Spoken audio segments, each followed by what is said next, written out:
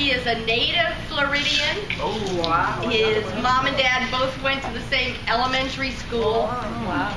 And he, the title of his speech is, "The South Was Right, the South Was Right for Busing."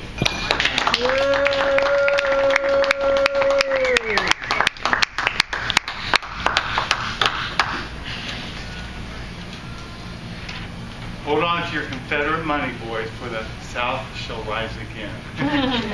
What I'd like to talk about is a Yankee myth of history. Not American history, but the Yankee myth of history. I could dwell on the injustice done to the South for quite some time, but for 5 to 7 minutes, what I'm going to do is just dispel a few of those myths. Let's start out with the Civil War. Even the name Civil War is disputed. The Civil War denotes two factions vying for one government. In this case, we clearly have an invader, we have a conqueror, and we have an oppressor. Certainly not a civil war. Let's bring it down a notch. Let's try to call it the war between the states. Now, this seems to take a little bit of the onus, a little bit of the damage that the North does. It makes it seem as if the North is just not really doing a lot of damage to the South.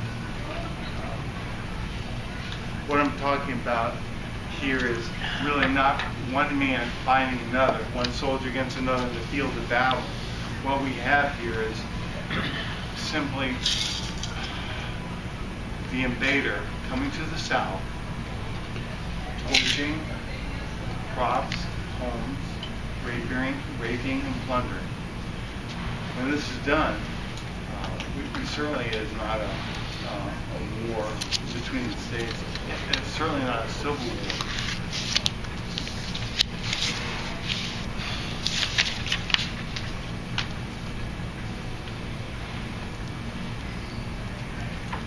Do you all remember when the Cold War ended, when the Iron Curtain fell, and Estonia, Latvia, East Germany, all those became free from Russia? Well, weren't we so happy? We were so glad that they had freedom. Well, let's think about the freedom of the South. To begin with, the South, in the Articles of Confederation, were granted the right to secede.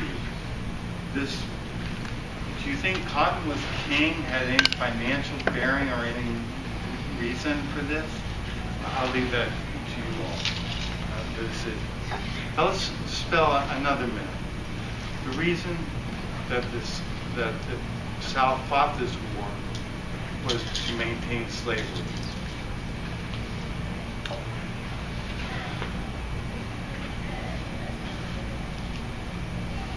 Did you all know that 70 to 80% of all the soldiers, all the sailors had no slaves whatsoever, and the remaining 20 to 30%, 99% of those had 1 to 5 slaves? Now let's go back to the war between the states. The author of The South Was Right, his grandfather lost in the Battle of Vicksburg in Mississippi. When that was done, he was pardoned. An official document stated there were two opposing countries, the United States of America and the Confederate States of America. So this clearly shows that this was no war between the states. Now, let me ask you, who in their right mind against a numerically superior force, one that had control totally of the Navy, all railroads throughout the country, who would fight against one of those oppressors? this certainly was not a war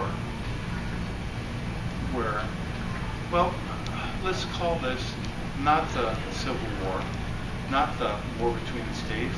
What do you all think about the war for Southern independence? No, let's call it the war of Northern aggression. I've lived over half my life in South and Central America. The Civil War happened for a reason. I don't know what it is. I've never understood that. One thing I am sure is that I'm proud to be an American.